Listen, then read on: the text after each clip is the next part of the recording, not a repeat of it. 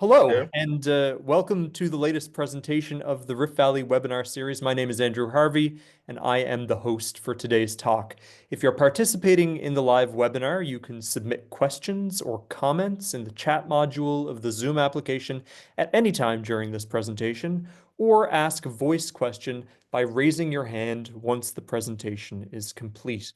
And today's speaker is Professor Amani Lusekelo. He's an associate professor at the Department of Languages and Literature. He holds a PhD in African languages and literature from the University of Botswana. He teaches courses both at the undergraduate and postgraduate levels. And for around 15 years, he's been teaching courses such as Intro to General Linguistics, Linguistic Theory of Syntax, Linguistic Morphology, Sociolinguistics of International Languages, etc., etc. His research foci are many. He works on morphology and syntax of Swahili, language use in rural Tanzania, language contact in Africa, morphosyntax of argument structure in Bantu languages, the syntax of the noun phrase in Bantu languages, linguistic landscapes of Africa, anthropological linguistics of non-Bantu languages of Tanzania, grammaticalization in Bantu languages, the language of education in Africa, and the morphology of Swahili. And from this research, he supervised a number of master's and PhD dissertations and published a number of papers in local and international journals. And currently, he's carrying out 3 research projects. So first, an ethno-linguistic and eco-criticism study of Hadzabe names of medicinal plants with Mickey Ngeja. And he is working on a partnership project between Leiden University and the University of Dar es Salaam with Bantu syntax and information structure. And thirdly, a partnership between Hamburg University and Dar es Salaam on Datoga lexicography of motion in dialectological and historical perspective. Now, Amani is no stranger to the Rift Valley Network webinar series. In the past, he has presented on personal names in Hadza, and he has also given talks from an ethnobotany perspective on both the Hadza language communities and the Akie language communities. And today, Amani's talk is titled Mapping Expressions for Cannabis, Cannabis sativa, and Tobacco, Nicotiana tobacum in Tanzanian languages, with a special focus on the Tanzanian Rift Valley area. Amani, we're very happy to have you back, and the floor is yours. Thank you, Andrew.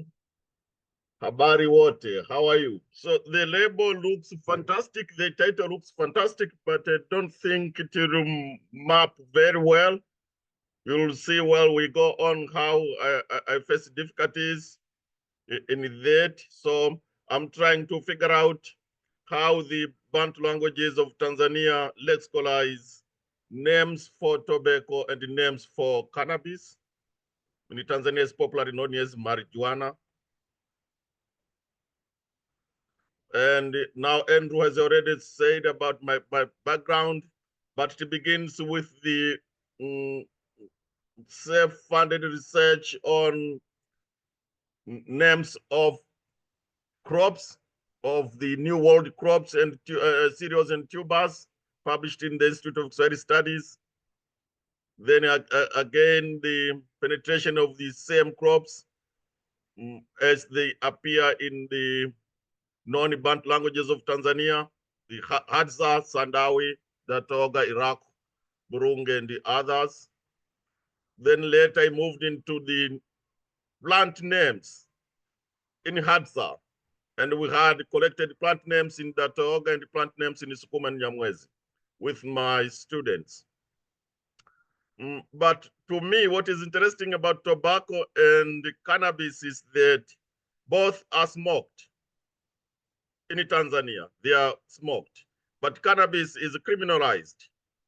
And to me, tobacco might be easily being lexicalized. The criminalization of cannabis might have caused some trouble with the speakers to the extent that they might be using metaphorical expressions to label the crop, the plant. And so I began looking into the names of cannabis and tobacco.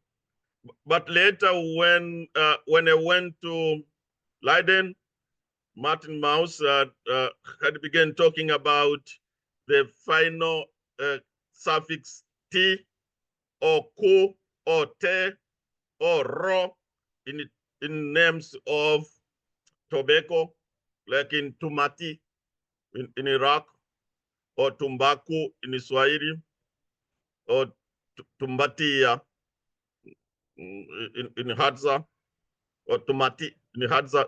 Then it looks to him, it looks like there are some issues to reconstruct and talk about gender, which is not my focus today. So my specific focus is on marijuana and tobacco as regards native names in the many languages of Tanzania, and as regards foreign names in the many languages of Tanzania. And it appears that the names do not adhere to the language families available in Tanzania: the Afro-asiatic group, the Nilo-Saharan group, the Khoisan group, the Khoisan, because we have Sandawe alone, the Isolate Hadza, and the many Niger-Congo Bantu-speaking communities in the country. To these languages, to these communities now, it appears that tobacco is indigenous, while cannabis had been diffused into Africa for some longer period of time. In the literature, it is said 1100 AD. In some other literature, they are saying 1400 AD. And they have read someone who is saying when the Portuguese came, it was in the 1600 AD. And so the intent is to look into the native names and to see where they come from. And then look at the foreign names and see how do they get nativized. So a quick look on the literature about tobacco, which had become a commercial crop then.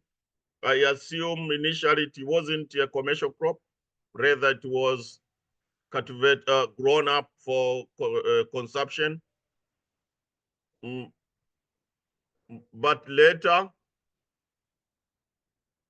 after the colonization in the 1800s and the 80 plus, then tobacco was commercialized and it became a popular crop. In Tanzania, when I was young in Tanzania, we would study in primary school that tobacco is grown in Songea, which is Ruvuma today.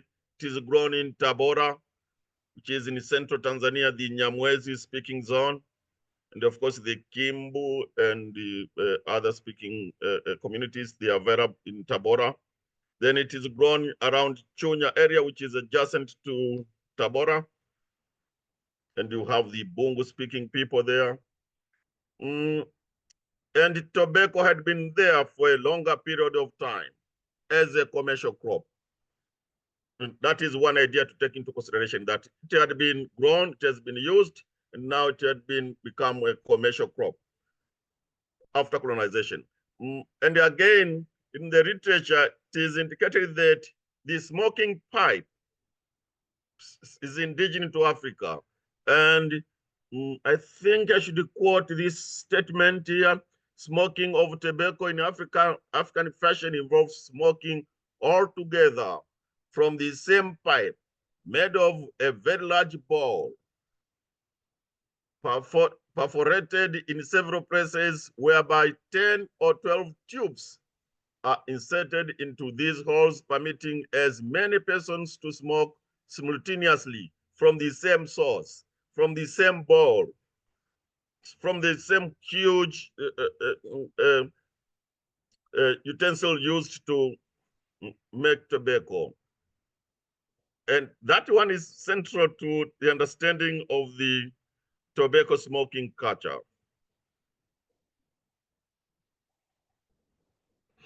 I should also talk a little bit about marijuana. I'm sorry, this slide is packed and I want to read each sentence first.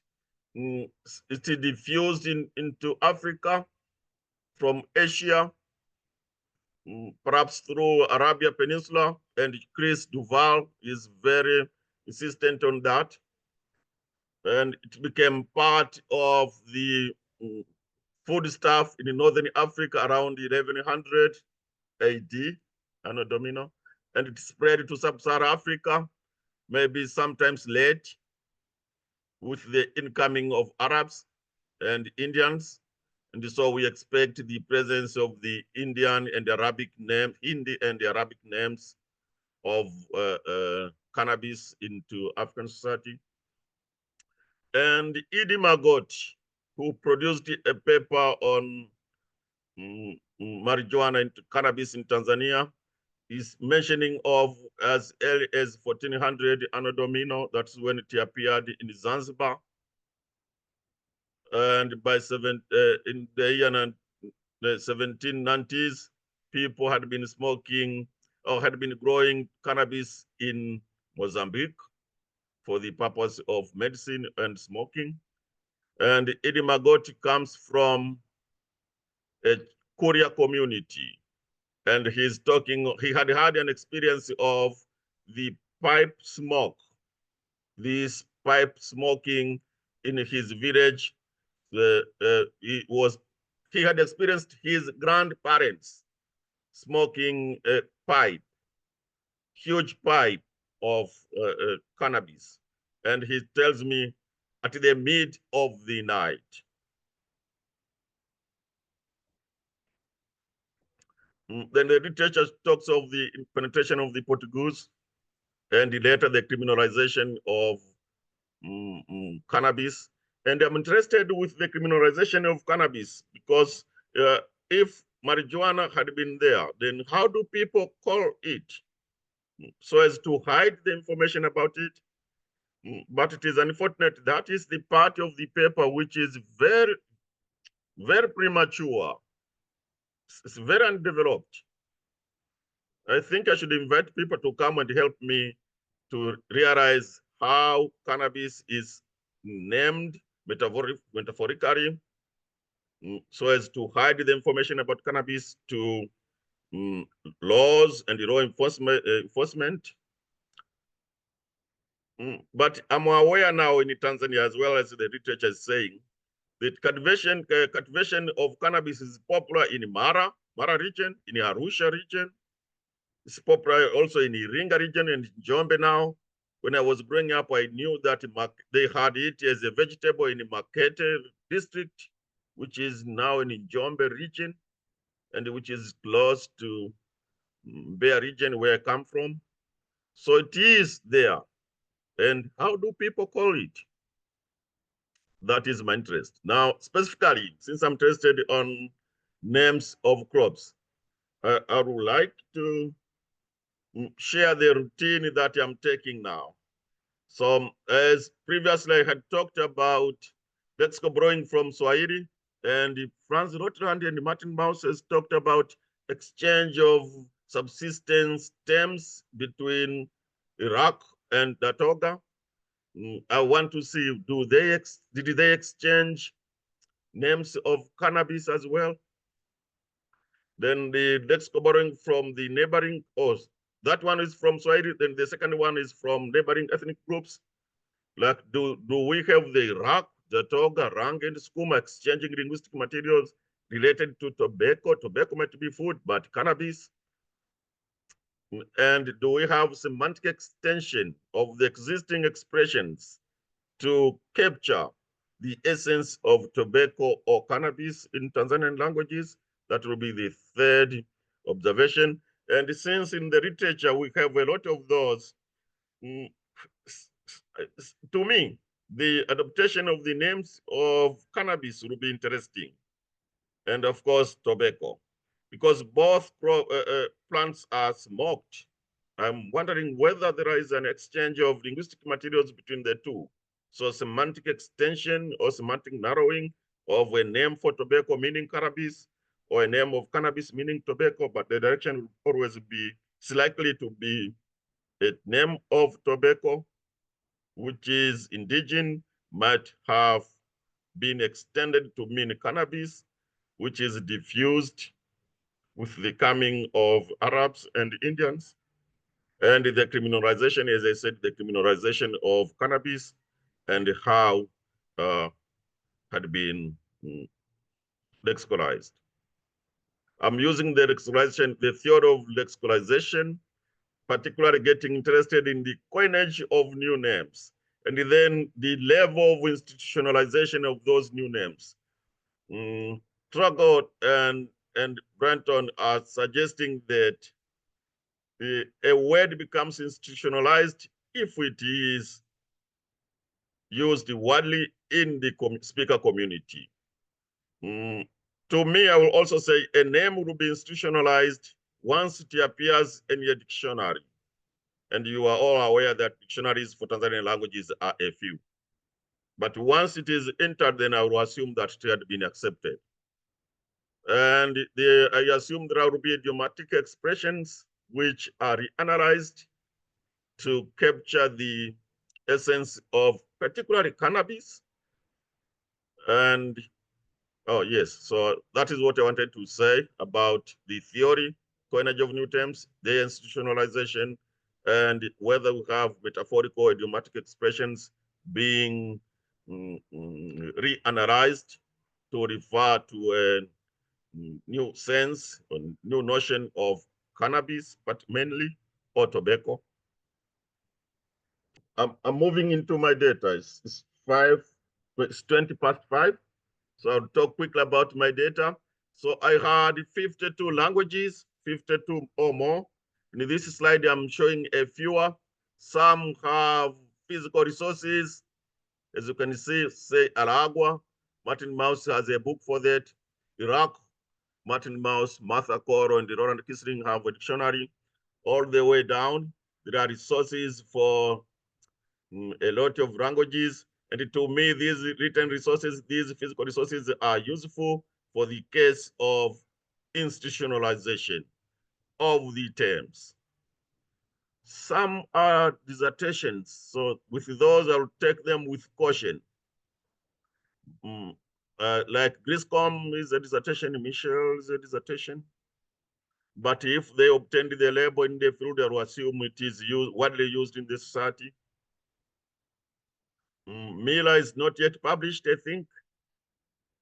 And for me, I'm looking forward to it. The Dictionary of Hadza. And in this column of the physical resources, we still have a number of languages which do not have a lexicon or a dictionary, a manuscript or published one. So we still have a long way to go.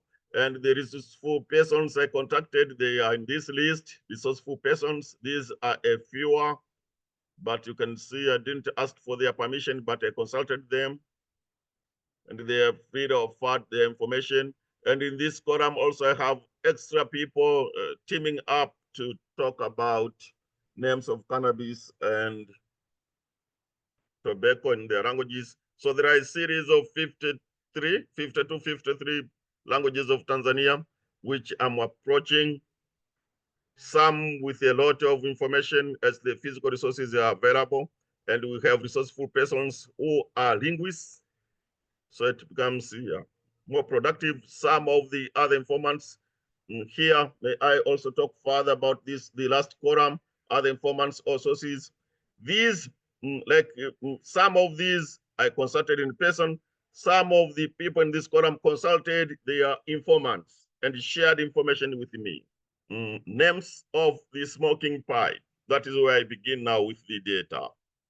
And I'm highly interested in the name Kebunde in Mbugwe.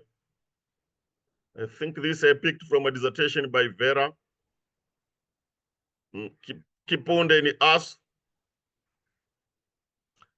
Kumbende in Burunge. Here I will be corrected.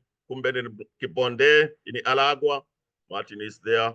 Please hit me when I'm wrong.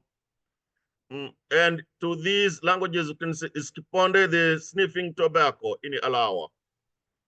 And while it is a pipe in Bugwe, asu and burunge. Maybe it is also tobacco in Bugwe. But in Sandao, it looks to me with the nasalized vowels, it's a borrowed one, and it refers to the water pipe. And this water pipe will require further follow-up. Is it the water pipe used for smoking cannabis, or is it the regular water pipe, which would be bomba in Kiswahili? Also, I looked into the source of Kiko in Kiswahili in mainland Tanzania and the Kiko in the dialects of Kiswahili in Zanzibar. In the Bakita dictionary for Kiswahili Fasaha, they have it without a label whether it's borrowed or not. So I will assume it is indigenous. And in the standard Kiswahili in the University of Dar es Salaam Institute of Swahili Studies, they have it without the label whether it's foreign or not. So I assume Kiko is indigenous, and you can share with me whatever other opinions you are talking about, you are thinking of. But to me, with Sandawe and Hadza, they have a number of terms for pipe. And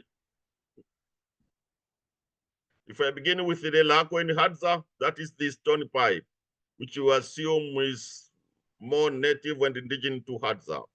Well, Pehako is a large smoking pipe. Tromasako is a short smoking pipe. See the prolification of terms in Sandawe. That to me informs me that the smoking of a pipe is common in these languages. So the previous observation that smoking by pipe is indigenous would also be affirmed by a few data I'm showing here. The tobacco roll, if you don't smoke using a pipe, tobacco is smoked, is rolled into the popular Swahili term will be msokoto. So it's rolled in a paper or any other material if they used other materials, and it's smoked, slit and smoked.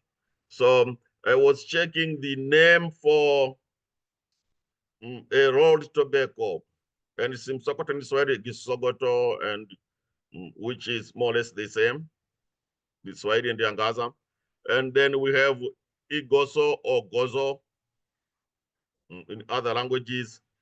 I'm interested in pude, in rangi, whereby mponda or konde is the tobacco, name of tobacco, but to them, pude is the name of the rolled tobacco.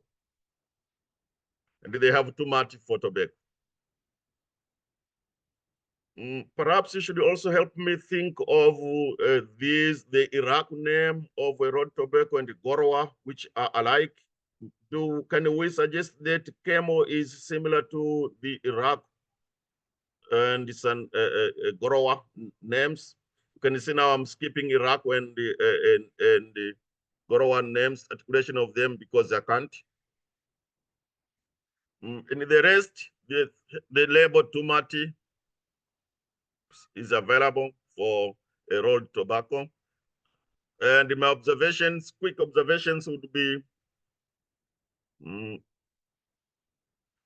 the idiom or the label mponde or pude or poda is common in Bantu, an indication that it had been there. And it is also used in non-Bantu languages. Here we'll be talking of the lexical borrowing, which is part of the theory of lexicalization. You borrow from the adjacent language. And the idioms for pipe and tobacco are plentiful in Hadza and Sandawe, and also suggest they are theirs, they had been there. And the word kiko, which I have already said, or Chico in languages like Digo, they are treated as Kiswahili word in the Turkic dictionary and the Bakiza dictionary. Oh, now I should turn into the zones now because it's mapping. I want to talk about these zones.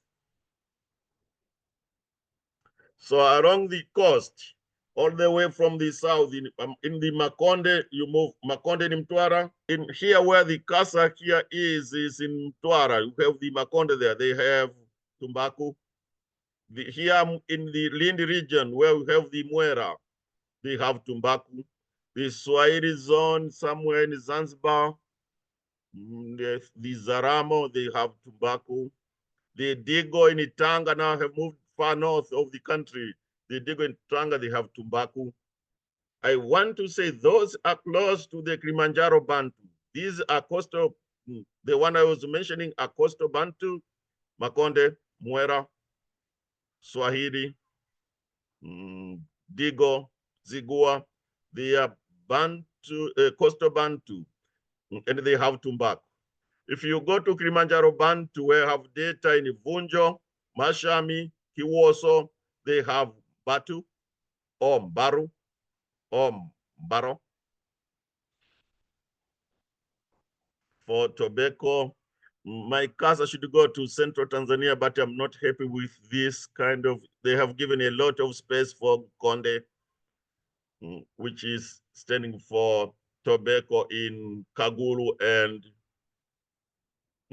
Gogo. But it's okay, the Gogo are plentiful in central Tanzania.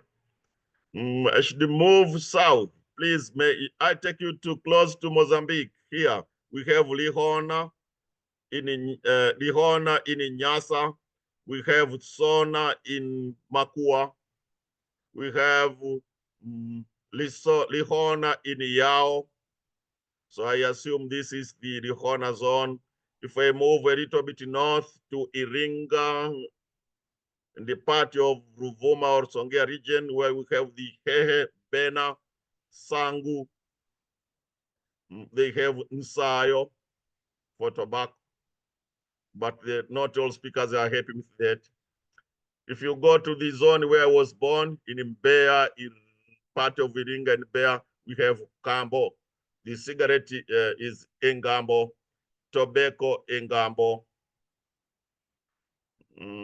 Then later we realize that the marijuana Amakambo. I'll talk of the prefix ma and yeah. Most of us, we Rift Valley guys, we are in the Tumbati or Tumati area. The Tumati area is in all the way to eastern part of Lake Victoria. They have Tumati or Tumbati, Tumbate. Then if you go to Lake Tanganyika area, all the way to the northern, western part of Lake Victoria, where you have the Ruhaya, Runyambo, Sisumbwa, Shubi, Subi, Giha. They have Itaba or Itabe for tobacco. That is the dispersal of the labels for tobacco. Now I bring you, this is the way I try to characterize them. And I think I have labored myself to mention all these languages. Then I have a problem with the other map, so I deleted it.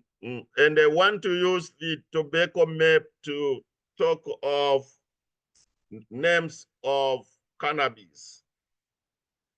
Along the eastern coast of the Indian Ocean, the coastline of Tanzania, you have Bangi, and the Bangi goes all the way to the Kilimanjaro area, Bangi. So that is the Bangi zone. The Lihona zone for cannabis, it has the label Dimbi and some other labels which I'll talk about. The Sayo zone for tobacco has the label Lilambo, which is to me similar to kambo. So Lilambo or Kambo. So the Kambo zone now occupies the Sayo and the Kambo area. But yeah, so the tobacco there will be either Lilambo or Amakambo.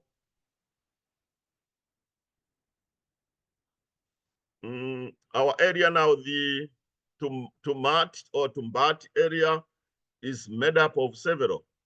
In some points, it is Bangi, or I know in your Masai, or Bangi. Okay, the Masai spoken by Michael Karani, or Bangi. In Iraq, I think it's Bangi.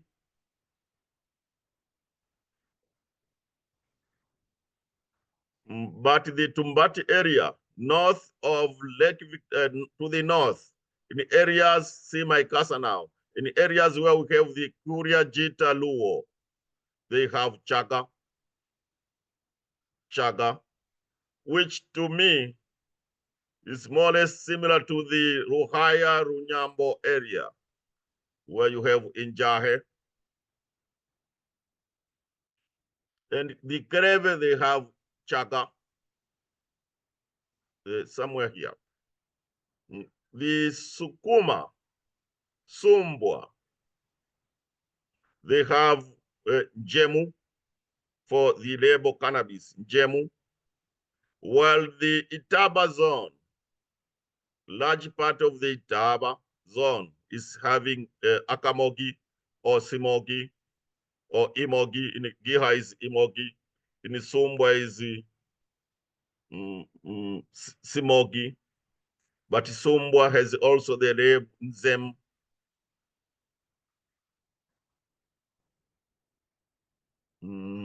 That is what I wanted to say. So I have a few of the observations. It appears to me that where you have tumbako or mbaru, that you are likely to have bangi. In a zone where you have tumati or tumbati, you have chaga and gem or zem. In the area where you have itaba, we also have simogi or akamogi or yeah, and jahe. In the southern highlands, Iringambea and part of Ruvuma, Songea. The tobacco is kambo. Typically, if I would say in Nyakyusa, tobacco is ingambo. Its counterpart, cannabis, is amakambo. So class 9 for tobacco, class 6 for cannabis. Of course, we also have another expression for cannabis, which is amangana. And the word Ghana is available also in Samba. So it's not specific to Nyakyusa. The Hona area is Dimbi. And the central Tanzania, Dodoma, and part of Singida where they have konde for ngonde, nhonde, or konde for tobacco. They have the same for cannabis. And I want to make a few observations. I think I'm spending a lot of time. I want to make a few observations based on this data, particularly with the word bangi. In the literature, it is available in the Shona, in the Venda, in the Bundu, in the Kikongo. So it's popular. The name Tsangu for cannabis, or Itsangu, or Nsangu in the Tanzanian Ngoni, or is an indication that the Ngoni and the South African languages are related. But now we have Nsonko or Nzungo in the Kifipa and the Kinyamwez, which are north of Lake Rukwa and a little bit interior of Lake, around Lake Tanganyika. And there we also have the contact with the Ngoni. Some of the Ngoni went that way. Can we propose that Nzungo Itsango in Xhosa, or Sango in Zulu and Swati are more or less the same. And again, diamba or riamba is available in Angola and DRC. But this label is also available in Matengo and Nyasa, which are spoken in the Ngoni-speaking area in Tanzania. The only corners where I find some form of metaphorical expression is with the label of hallucination after smoking cannabis, where we have chaga. Someone from Karebe was talking of chaga as being hallucination after smoking. And someone said, even among the Kuria, it's the energy obtained after smoking, which is associated with chaga. But I think it's the same as Uruwangula. Can I spend a minute showing my confusion for our zone now, the Tanzania Rift Valley? So now back to this map. I'm sorry I copied it and it doesn't show the languages, but this is the popular map. One of the owners is here. Is he still here? Yes, he is. Yes, he's here. Okay. Roland told me that he has a class this time. So this is their map. And among the Sukuma, we have Itumbati, the Datoga. Oh, that is Griscom, Richard Griscom. Dumbati Jeg. Dumbata Jeg. For the Asim Jeg Datok. Tumat for Iraq. And of course, this one is also from him and Roland Kisling and Martha Koro Tumati. So it is, of course, if it's not there, it's borrowed, but is now institutionalized. Tumbateko in Hadza. But it is unfortunate that I didn't have a plant of tobacco when I was collecting plant names among the Hadza. Tumbate in, this is the Nyiramba area. I think Andrew would have, I was saying Tumbateko is available in Hadza and Nyiramba. I was wondering whether Andrew have it in, what do you have in Isanzu, Ulkumbao, Masai, Itumbetu in Nyaturu, Itumbati in Itumbetu in Rangi, Itumbati in Nyaturu. And this is from Helen Eaton, Tumako in Sandawe. I'll treat it as let's write. And you have Konde and Gogo.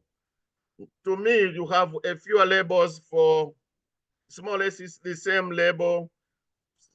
I would say there are two labels, the Konde and Tumati for tobacco. But there are 4 labels for cannabis. So the Sukuma have Njemu.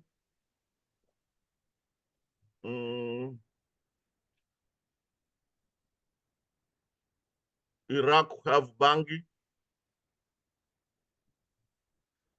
The Niramba have Njem, Masai or Bang. Rangi Bangi, Nyaturu Bangi. The Sandawe have Kode, I cannot pronounce that properly, Kode. And the Gogo have Honde. So Njem, Bangi, and Nkonde. And to me, the Nyashan and Yasanibi are interesting because it looks like they're associated with that plant. So it's an extension of the essence of the smell, the odor smell of the plant, and maybe the shape of the leaves. Kuriam Doi corrected the Nyashan among the Datoga, And there was hinted by one of the Hadza speakers that Yasa maybe is also used among the Hadza. So it's a semantic extension. I have already said those observations for the Rift Valley area, particularly that Tumati and Konde are the two labels for tobacco in all the 4 language phylum. But cannabis has 4 labels: Bangi, Konde, Jem, and Nyashan. At this point, the lexicalization of the label tobacco goes to Tumati or Tumbati or Tumbaku. And I will say later at the end of the tea coup is the business that Martin Mouse is engaged in, tracing its source and its role in the grammars of these languages. The idiom Bangi, which is from Hindi, Bangi, or Arabic or Persian, is available over. The institutionalization of Bangi, which is questioned by other speakers, but I could see it in some of the resources. I could not see it in these resources. The speakers we asked today, they say we use Bangi who are a youth maybe, but in these resources, it's not there. So it's not institutionalized, maybe. The metaphorical expressions of cannabis is not yet complete. And I leave the tea cool because I'm not good. It's not my area of specialization. The construction of those suffixes is out of my reach. I have a number of resources. Amani, thank you very much for that talk. And I expect others will join me as well. So we can now begin the question and answer section. So question and answer section will be opened to voice questions as well as written questions. And if you'd like to ask a question, just raise your hand in the nonverbal controls present underneath the participant panel, and I'll send you a request to unmute. If you prefer to ask a written question, that's also possible. You can do so using the Zoom chat module, and I'll read out the question. Please remember that the webinars are recorded so that if you ask a question, this will be part of the recording and will be released on the YouTube channel. And I'll start with my own thoughts, I guess, while others are preparing their questions. I thought at the beginning, Amani, this sort of ethnographic description that people were smoking sort of together from these large pipes. I thought that was really interesting, and it got me thinking about. I wonder what sort of these ethnographic analyses could contribute to our understanding of the source of some of these words. Obviously, some of them are clearly borings. I mean, you mentioned we have bangi from bang, right? And we have various versions of tobacco floating around the country. But I wonder, yeah, this idea of, is it smoked in a bowl together? Is it smoked from a large pipe, like a hookah kind of thing with pipes that other people can smoke from, these reed pipes? Also, I would contribute that I think the majority of Gorwa speaking people, at least in the community, they wouldn't smoke tobacco, but they would either snort it, or they would put a little part of it under their tongue or in that space between their lower lip or their upper lip and their gums. So this idea of using tobacco like this.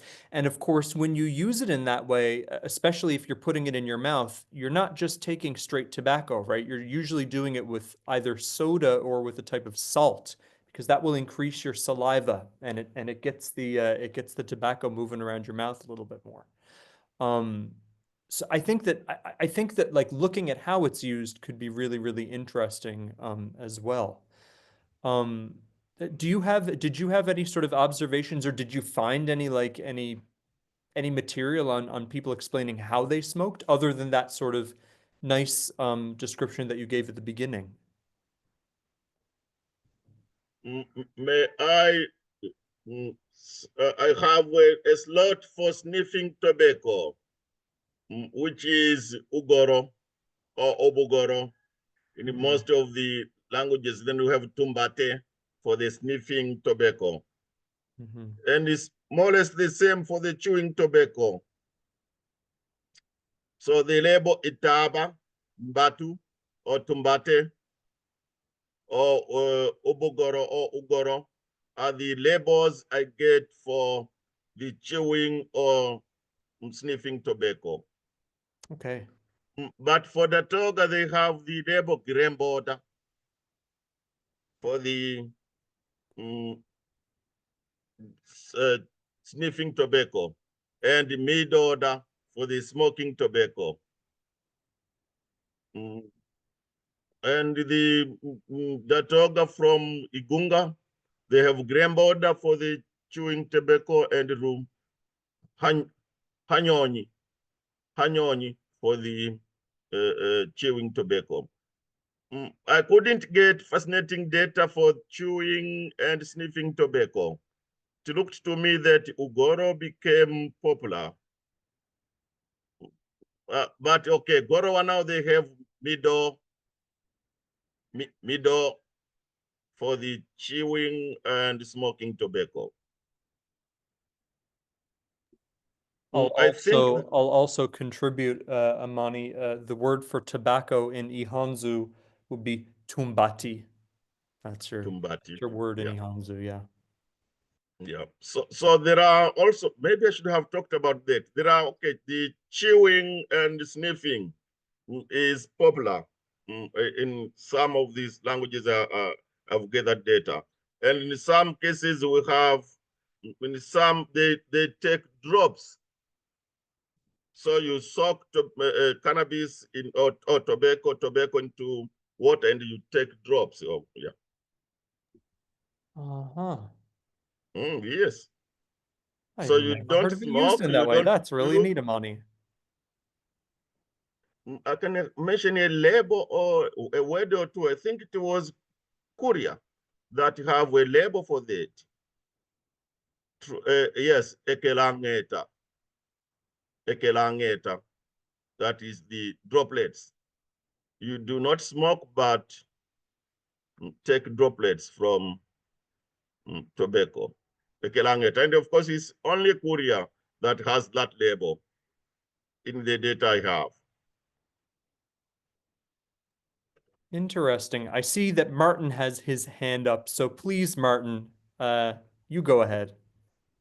Okay. Well, thank you, Amani. It was very interesting talk, very rich. There's a lot of work in this. I mean, to collect all those terms. I just have a few additional remarks because you asked for some of them. So in Alakwa, the kiponde is, I think, the word for the big spoon, actually. And the Iraku word armo, that you didn't dare to pronounce, it is it is a lump. So it is the tobacco as you buy it at the market, where you have it rolled and pressed. But you can also use the word for a lump of hard porridge. So it's the meaning of the lump that is for this armo. And I was very interested in your word. I don't remember which languages, but you had the word mogi for the cannabis in some languages. Those, may I? Yeah. Those are languages in Kigoma. Okay. So Angaza, Giha. So the Itava area is likely to have Simogi or Kamogi or yeah. So Sumbwa have Simogi. Giha have Imogi or Kamogi. and Hangasa have kamogi. And it goes, the mogi goes to Rwanda and Burundi. I checked that in the literature. Wow. Amani, this is interesting, this idea, the C and then the mogi. It sounds like it could possibly be a borrowing. Could it be from smoke? Simogi. I have another one. Oh, I go mean, for you have the word moki, which is a kind of grass in Iraq. I wondered whether that is related. So I have to ask now more about the Iraku, what kind of grass it is, do they use Yes, it yes. at all? But it is a grass species in Iraq. But with this map, so yes, what I was interested in is this tumbako is clearly from Portuguese. And then when you go higher up, you get the same word with the T instead of the ku. And you have mbatu there, which is, I think, in between. That is probably that maybe that they have tumbatu and the tu recognized as a prefix, I gather, because you have also Baku further in Kenya. But yeah, like you, I can't figure out why people would change the final ku to t, other that ku and t are definite suffixes in some of the languages, but not in the languages that are important for the trade. Not in Swahili, it's not there in Maasai, it's in very unimportant languages like Asa or Kwatsa or Hadza, Sandawe, with languages that you wouldn't think would have an influence on other languages. So that was my conundrum. That is, and if anybody has any idea there, would be very, very glad. But yeah. But these smaller languages you are talking of, that is where I could find a lot of the labels for pipe and tobacco. Yeah. Yeah, and if we assume they had been there until when we know where they migrated from, it's likely that people who came had found them using these plants. It's just my speculation. Yes. Yeah, yes. Yeah. And the dropping of two, I think, is possible with the Kilimanjaro Bantu. Yeah, it's possible. So the zone for Mbaru or Mbaro or Mbatu is, yeah, the prefix two might have been dropped. Those are just a few remarks from my side. Amani, do you mind going to that image of the what is it? What the Yasani Bi'i? Nyasan. Yes, Nyasan. So do we have an ID on that plant? Do we know what it is? It is Korea who collected this Okay. among the Hadza, and it is, I didn't get it among the Hadza because, the crop is, the plant is, the smoking is criminalized. Maybe I was not sharp enough to inquire. Right. But I had known that they had the smoke cannabis regularly. Yeah, of course. I have not personally seen the plant. Korea might come in and help us. The reason that this jumps out to me is not in the name, though that's kind of interesting. I was wondering if this was a Tagetes species, so in the marigold family, because when I did some plant names with Gorwa speakers, they had a species of marigold. I'm just looking at the leaves here, and I mean, I'm not sure. They called this marigold. Now, this is like a house sort of familiar plant. It grows around the household, but they called it bangimo. Now, of course, if anybody has ever worked with the marigold, you know that if you break the stems and the leaves, it produces a very strong scent, and even the leaves themselves look a little bit like cannabis. So I wonder if there's a connection there between marigold plants and names for cannabis.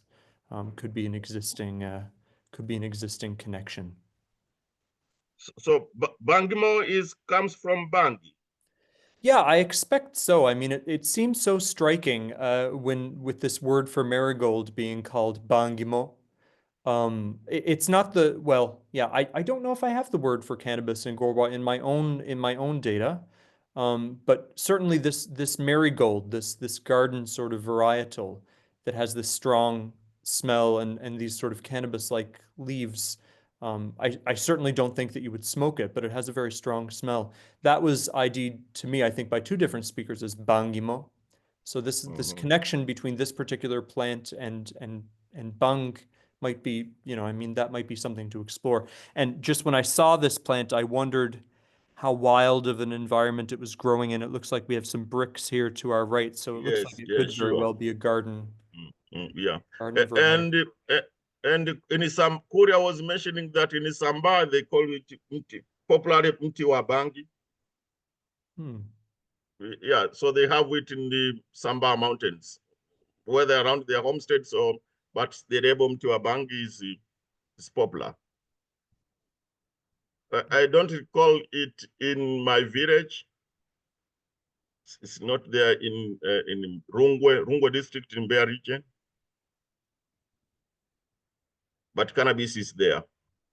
It would be remiss of me as a good North American not to say that tobacco is tobacco itself, the kind that's very popularly smoked now, the actual tobacco plant, comes from South America. Yeah, it's a South American plant.